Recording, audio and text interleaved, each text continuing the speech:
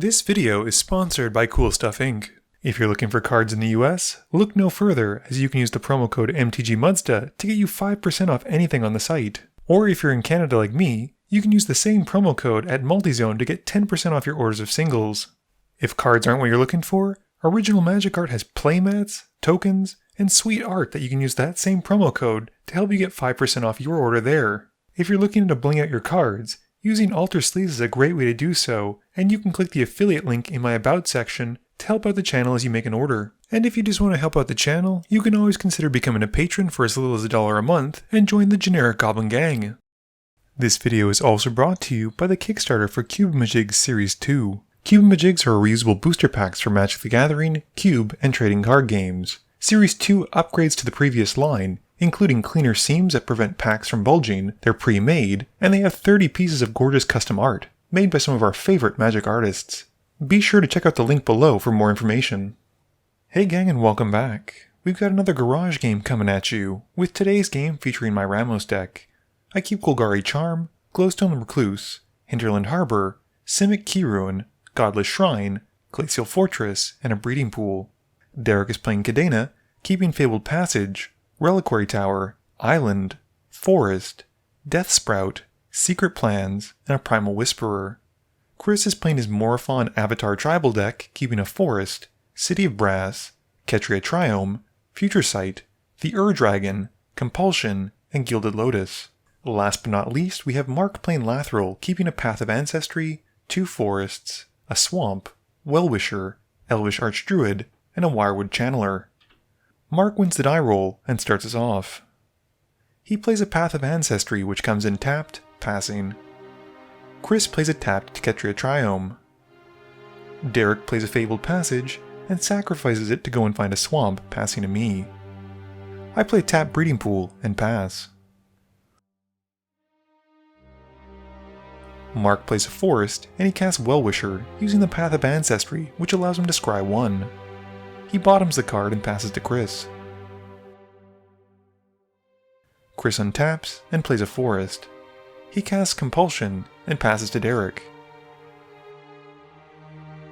Derek plays an Overgrown Tomb, which comes in tapped. I play a Stomping Ground, which comes in tapped as well. Mark plays a Swamp, and then pays 3 mana for Elvish Archdruid, getting to scry again thanks to the Path. He bottoms it and moves to combat. He swings 2 at Chris with the now pumped Well-Wisher and passes. Chris untaps and draws. He plays a Rogrin Triome, passing. Derek plays an Island and then casts a Secret Plans. I shock in a Godless Shrine for turn and cast a Simic Keyruin. I then pass, and at the end of my turn, Chris activates Compulsion to loot. Mark untaps and draws. He plays another Forest and casts his commander, Lathril, Blade of Elves. Using the Path, he gets to scry 1, and he keeps it on top, and then moves to combat. He hits Derek for 2, and passes. Chris plays a Wooded Foothills, which he cracks immediately, shocking in a Sacred Foundry, and passing to Derek. Derek plays a land, and brings out Kadena. Derek then plays a Morph, drawing a card from his commander seeing a Morph creature come into play, and he ships it to me. I play a Glacial Fortress, which comes into play untapped, but have nothing else to do, and pass to Mark. Mark shockingly plays another Forest in an Elf deck, and he moves to combat. He swings at me with Lathril for 3, and when he connects, Mark's commander makes him 3 1/1 Elf Warrior tokens to put into play. He then pays 5 mana for Moldervine Reclamation, and follows up with an Arcane Signet. At the end of Mark's turn, Chris once more uses Compulsion again, discarding a card and then drawing a card. Chris plays a City of Brass, and taps out, taking 1, to cast a Gilded Lotus. Derek untaps, and he uses Death Sprout in his main phase on the Elvish Archdruid, allowing him to go and find an island, while Mark draws a card and gains a life from an elf dying. Derek then casts his free Morph creature and draws a card thanks to Kadena, and he plays a Watery Grave, which he has come into play untapped, taking 2. Derek then moves to combat and swings the Morph creature at Chris for 2.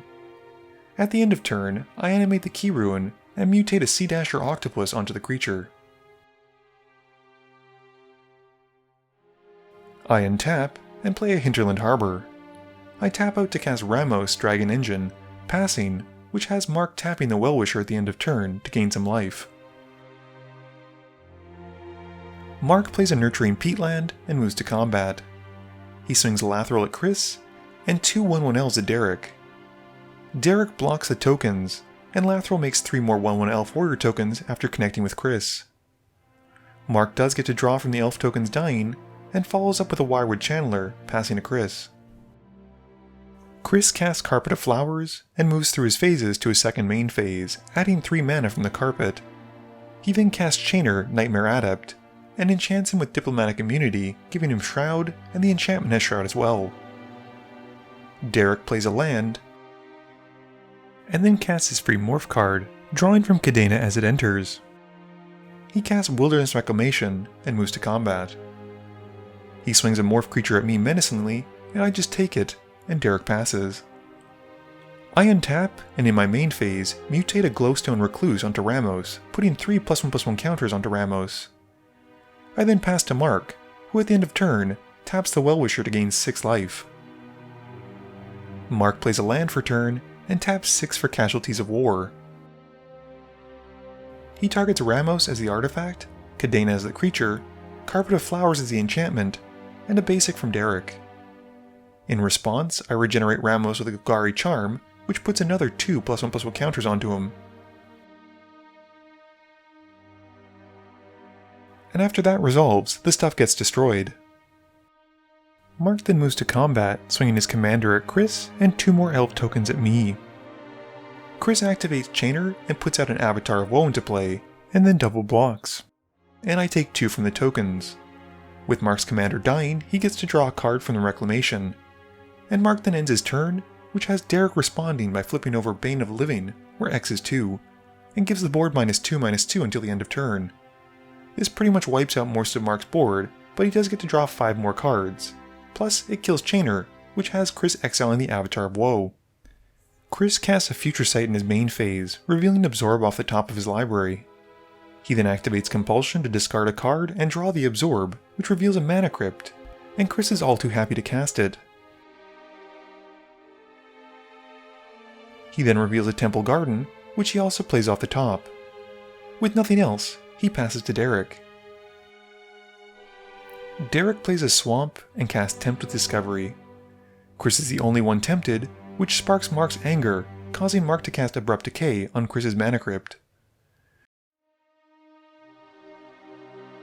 Chris then taps it for mana in response, and activates Compulsion with that mana, plus a blue, and the spell then resolves. Chris then goes to find the World Tree, while Derek finds 2 lands. Derek then casts a Crystal Shard, and activates it, targeting Ramos. In theory, I could remove the counters on Ramos to get the mana, but that seems like a waste of 9 mana, so I just let Ramos go back to my hand. Moving to combat, Derek swings at Mark, and Mark takes the hit. Derek then passes to me. I untap and cast a Parcel Beast, but with no land to play, have to pass to Mark. Mark untaps and casts a Courser of Crewfix. He then taps 1 for a Soul Ring, and plays Pendelhaven as his land for turn. He taps 7 mana for Sepulchral Primordial, and gets to bring back the Chainer, Grim Haruspex, and Sea Dasher Octopus from his opponents. With nothing else, he passes to Chris. Chris plays a land and taps 7 mana to cast Seagate Restoration from the top of his library, drawing 4 and having no maximum hand size for the rest of the game. He then casts the death half of Life and Death to bring back Multani from his yard, and loses 6 life. He passes, which has Derek activating Alchemist's Refuge to flash out a Mystic Forge, and then cast Rampant Growth to go and find a basic. Derek untaps and draws. He plays a Swamp for turn and recasts his commander. He then plays his free Morph creature, drawing a card from Kadena, and casts a Thran Dynamo off the top of his library after looking at it with the Mystic Forge ability. Derek then passes through his phases, untapping his lands at the end of turn thanks to that Wilderness Reclamation he's had. I untap and play a Scryland. I then mutate a Dreamtail Heron onto my Parcel Beast, drawing a card and passing to Mark. Mark plays a land off the top of his library and gains a life and moves to combat. He swings the Primordial at me, and I just take the 6. He then casts an Elderfang Venom, giving attacking elves he controls Death Touch, and passes to Chris, who once more uses Compulsion to discard a card and then draw one. Chris taps 5 for Akin to Discovery, naming Avatar as it comes in, and then casts Niv-Mizzet Reborn. With the dragon coming in, he draws a card and then reveals his top 10. He unfortunately only finds one among them, and it's a Shadow Mage Infiltrator. Moving to combat, he swings for 10 at Mark, who declares no blocks and takes the hit. Chris then passes to Derek, who once more activates his Alchemist's Refuge and casts a Morph creature drawing from Kadena, and follows up with a Cultivate to find a basic for the field tapped and one for his hand. He then unmorphs the Grim Haruspex, which he'd bounce back to his hand thanks to the Crystal Shard, drawing from Secret Plans, and then casts another Morph, drawing as it enters. Derek untaps and casts a Forsaken Monument. He casts a Morph card for free, drawing a card and gaining 2 life. He then plays a Bojuka Bog and targets Chris's graveyard. Derek then moves to combat, swinging the Bane of Living and a Morph creature at Mark, and 2 morphs at me. Mark responds by activating Chainer and brings back his Elvish Archdruid. He blocks the morph with a Courser of Kruphix, an Octopus, and the Elvish Archdruid, and leaves the Bane of the Living unblocked. Derek responds by unmorphing an Echo Tracer, which bounces Chainer and exiles the Archdruid and draws Derek a card. He then pays 4 to morph Primal Whisperer. Damage then happens, and I take 8, and Mark gets to draw 2 cards because his creatures die. Derek then ends his turn, and untaps his lands from the Wilderness Reclamation. I also activate my Parcel Beast, but it's not a land, so I put the card to my hand. I play a Prairie Stream as my land for turn, and mutate the Glowstone Recluse onto the Heron, putting 2+1/+1 counters onto it and drawing a card. I then swing at Derek for 5, who takes the hit, and I pass to Mark. Mark Windmill slams Ingaruk's Wake in his main phase to try and fix the board state, which unfortunately gets mana drained by Derek. Mark, to much dismay, then has to play a Swamp for turn, and he casts Scamfire Avenger and passes to Chris. Chris untaps and puts to stack Day of Judgment. Derek is also kind of ready for this, flipping Gift of Doom face up and making Kadena indestructible by sacrificing a creature. He then morphs Thousand Winds, putting back all tapped creatures to his hand, which includes a lot of his morphed creatures. The Day of Judgment then resolves, and wipes the board, minus Kadena. Mark does get to draw some cards from his creatures dying, and drains the board for 1 apiece. Chris then casts an Avatar Fury off the top of his library, and reveals a Dockside Extortionist, casting it as well, and making 11 treasures as it comes in. And Chris then pays 7 to cast Phage, drawing up the Kindred Discovery as Phage enters the battlefield. He then casts a Fairy Master of Time with 4 treasures, and passes to Derek, who at the end of turn activates his Alchemist's Refuge and casts a Morph creature for free, drawing a card and then looking at his top card thanks to the Mystic Forge. Derek untaps and adds his Mana Drain mana to his mana pool in his main phase. He casts Scroll of Fate, gaining 2 more life. Derek then casts a Morph creature, gaining 2 life from the monument and drawing a card as it enters, and then actually pays to cast a Morph creature, gaining 2 more and drawing as it enters. He then casts a Soul Ring off the top, continuing to gain life, and casts his 3rd Morph creature for this turn, gaining 2 more life and drawing as it enters. We then see him casting Expropriate, which Chris is quick to absorb, but Derek responds to by flipping a Mischievous Quinnar to copy Expropriate. The copy then resolves, and all of Derek's opponents choose to give him a permanent, while Derek chooses to pick an extra turn. Chris also phases out a Morph, and Derek then gains control of Phage, a Prairie Stream, and Pendelhaven. Derek then makes another Morph creature, drawing even more cards, and moves to combat. Derek then swings Kadena and a Morph creature at Chris, who takes the hit, and with nothing else, we move to Derek's extra turn. Derek plays a land and goes straight to combat. He swings Phage at Mark, and 18 points worth of damage at me, and the rest at Chris. Everyone but Chris dies at this point, who gets put down to 1. Derek then casts a bunch more morphs, and flips an Inox Survivalist, destroying Chris's Gilded Lotus. Derek then casts up Primordial Mists, and manifests on his end step, passing to Chris. Chris untaps and draws. He upticks Teferi to loot, and plays a land off the top of his library.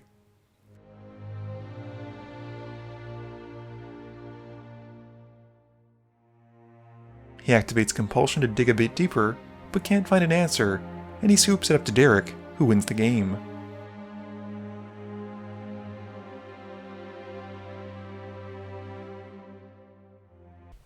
Game review time. So, once more, Derek proves why I love Kadena. Morph is just an interesting mechanic, and he gets to run a lot of really weird and fun old creatures, and I'm always a fan of seeing stuff like that popping up. I also really love the interaction with Mystic Forge and Forsaken Monument with morph creatures. I think it was beautifully synergized and really well thought out. Chris's Morophon deck is actually just an excuse for him to play with his old frame foils. It's not exactly the most competitive decks, but it's really pretty to see, and he has a lot of fun playing it. Big thank you to Mark for building Lathril, and it's always interesting a new take on an elf-based deck. I know that Lathril is not the only green and black legendary elf, but I do like the fact that she synergizes so well by making elf tokens. He also tested out a lot of the cards that came in the pre-con, which was fun to see. I'm still in the process of playtesting my Ramos deck. I'm coming to the conclusion that a few cards need to be cut and swapped in for more card draw and ramp elements. It is very easy for the deck to get progressively bigger once I start having Ramos out, but unfortunately, as we saw, he's very susceptible to any kind of removal, like even the Crystal Shard making me have to pay 1. At the same time, I don't want to just slap Shroud on him, because then I can't mutate onto him, so it has to be hexproof or nothing. This video wouldn't be possible without the help from my sponsors, Cool Stuff Inc., Multizone, Original Magic Art, and Alter Sleeves. But it definitely wouldn't be possible without the help from you, the viewers, and my patrons. So I just want to say thank you for watching, and to remember, friends are just opponents you haven't eliminated yet.